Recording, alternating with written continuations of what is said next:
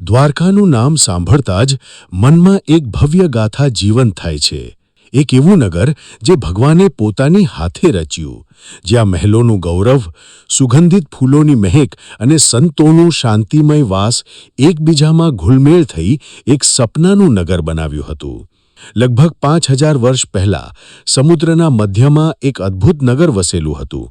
9 લાખથી પણ વધુ મહેલો, ચાંદીના ફ્લોર, સોનાની દિવાલો અને હીરા મણિયોથી શણગારેલા રાજમહેલ। એક એવું નગર જે વિશ્વના કોઈ પણ આધુનિક મેટ્રોપોલિસની સરખામણીમાં પોતાનો વૈભવ બતાવતો હતો। હરિયાળી બાગો, શુદ્ધ જળના તળાવો, સુવિધાજનક જલ વ્યવસ્થા અને મોરના નૃત્યોથી ભરેલા રસ્તાઓ। એ નગરનું નામ હતું દ્વારકા, એટલે કે દ્વારોથી ઘેરાયેલી અને સજ્જ નગરી। આ નગરનું નિર્માણ એ દિવસથી શરૂ થયું હતું જ્યારે શ્રી કૃષ્ણે કંસના અત્યાચારથી મુક્તિ મેળવ્યા બાદ પોતાની પ્રજાની સુરક્ષા માટે સમુદ્રદેવ વરુણદેવ પાસેથી સમુદ્ર ભંડારમાંથી જમીન પ્રાપ્ત કરી હતી।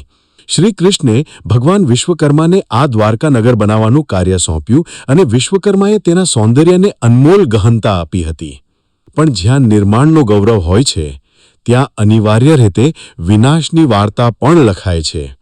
યુગો પસાર થયા, યદુવંશમાં અહંકાર, વિનાશ, દુરાચાર અને અવિનયનો ડાબો છવાઈ ગયો।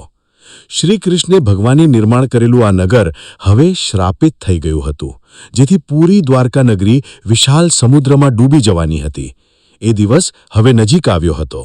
એક દિવસ પ્રભાસ ત્રિકાલ તરીકે યાદ થતી ઘટનાઓ બની। યદુવંશીઓ સમુદ્ર તટે ભવ્ય ઉત્સવની ઉજવણી કરી રહ્યા હતા। મદિરા પાન અને ઘમંડ સાથે તેમણે એકબીજાના સામે યુદ્ધ શરૂ કરી દીધું હતું।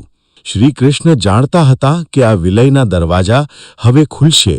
તેમણે શાંતિથી વન તરફ ચાલી નીકળ્યા અને ઘને જંગલમાં એક વિશાળ વૃક્ષ નીચે આરામ કરવાનો વિચાર કર્યો। પણ નસીબે ત્યાં એક શિકારી હરણનો શિકાર કરવા આવ્યો। શિકારીએ હરણ સમજીને તીર એ રીતે ચલાવ્યું કે ભગવાન શ્રી કૃષ્ણના પગમાં લાગ્યું। એ તીરથી ભગવાન કૃષ્ણએ આ ધરતીનો ત્યાગ કર્યો। એની સાથે પૂરેપૂરી દ્વારકા નગરીનું ગૌરવ પણ સમુદ્રના તરંગોમાં ડૂબવા લાગ્યું। આજ પણ જ્યારે સમુદ્રનું શાંત પાણી છુપાઈ જાય છે, ત્યારે એ શાંતિમાં છુપાયેલ છે એક અદ્ભુત સમયની યાદ, જ્યારે અવિનાશી ભક્તિ, અદ્વિતીય વૈભવ અને દ્રઢ શ્રદ્ધા સાથે એક નગર જીવંત હતું અને જે હવે માત્ર શાસ્ત્રોની પંક્તિઓ અને સમુદ્રની મૌનતામાં અમર બની ગયેલ છે।